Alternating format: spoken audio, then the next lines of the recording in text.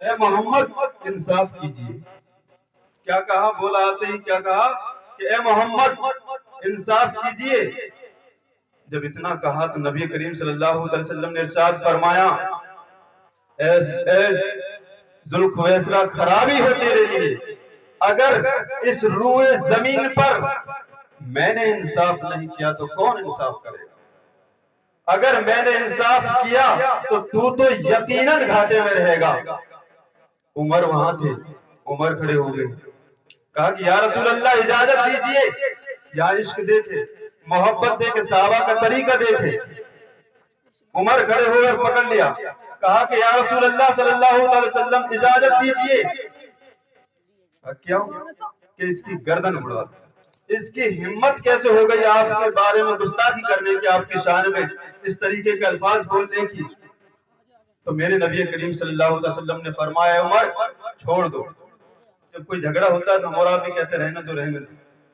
اسی طریقے سے میرے نبی نے فرمایا عمر چھوڑ دو، اس کے کچھ ساتھی ہونے والے ہیں، اس کے ساتھی ہونے والے ہیں جو نمازیں اس طریقے سے پڑھیں گے، اس طریقے سے پڑھیں گے کہ تم ان کی نمازوں کو دیکھو گے تو اپنی نمازوں کو ہیچ جانو گے، اپنی نمازوں کو ان کے سامنے بالکل کم درجے کی سمجھو گے، اور ان کی نمازوں کے سامنے اپنی نمازوں کو حقیر سمجھو گے. روزے اس طریقے سے رکھیں گے کہ تم اپنے روزوں کو ان کے سامنے حقیر سمجھو گے، اور قرآن کی تلاوت کریں گے لیکن قرآن ان کے سینہ حلق سے نیچے نہیں اترے گا. اور میرے نبی نے فرمایا یہ لوگ دین سے اس طریقے سے نکل جائیں گے جس طریقے سے تیر کمان کو پار کرتے ہوئے نکل جاتا ہے. تو صحابہ اکرام کا طریقہ کیا ہے؟ اگر کوئی نبی کی شان میں گستاخی کرے اور بظاہر وہ لگ رہا ہو کہ وہ ہماری طرح کپڑا بھی پہنتا ہو، ہماری طرح داڑھی بھی رکھتا ہو، ہماری طرح دین کی دعوتیں بھی دیتا ہو، ہماری طرح سب کام کر رہا ہو، تو عام لوگ اس کو پہچان نہیں سکتے ہیں. جس طریقے سے ایک نقلی نوٹ ہوتا ہے اس کو ہر کوئی نہیں پہچان سکتا ہے، وہ عوام میں چلتا رہتا ہے، لیکن جب بینک میں مینیجر کے پاس جاتا ہے تو ہاتھ لگاتے ہی بتا دیتا ہے کہ یہ اصلی ہے نقلی ہے. اسی طرح ہر چیز میں اصلی اور نقلی ہوا کرتا ہے، دین میں بھی اصلی اور نقلی ہوتے ہیں. تو یہ ثابت ہو گیا کہ صحابہ کا طریقہ کیا ہے کہ اگر کوئی نبی کی شان میں گستاخی کرے تو اس کے لیے صحابہ اکرام حضرت عمر رضی اللہ تعالیٰ تلوار لے کر کھڑے ہو گئے اور فرما دیا کہ اگر کوئی، اور یہ دنیا کو درس دے دیا، نبی کے چاہنے والوں کو بتا دیا کہ اگر کوئی بھی نبی کی شان میں گستاخی کرے تو اس کے لیے جواب دینے کے لیے ہمیشہ تیار رہنا. اس کے لیے یہ نہ دیکھنا کہ اپنا رشتہ دار ہے یا اپنا وہ ہے، اگر نبی کا نہیں ہے تو وہ ہمارا نہیں ہو سکتا ہے. کہ محمد سے وفا تو نے تو ہم تیرے ہیں، یہ جہاں چیز ہے کیا لوح و قلم تیرے ہیں.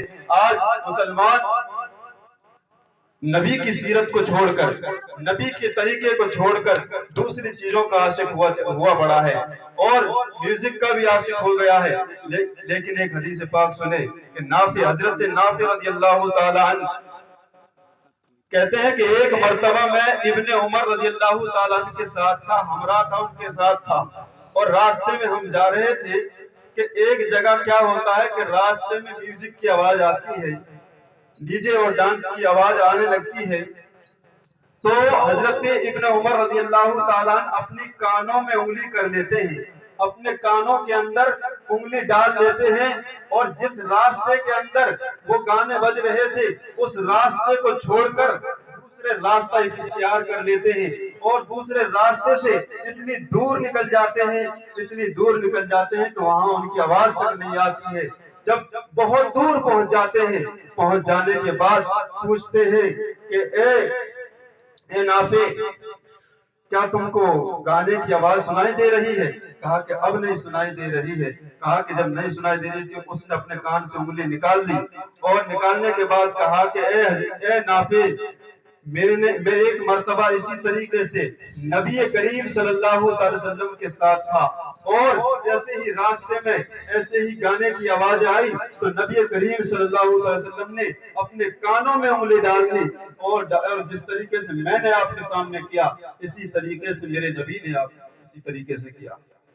تو اس سے پتا چلا کہ نبی کا طریقہ کیا ہے۔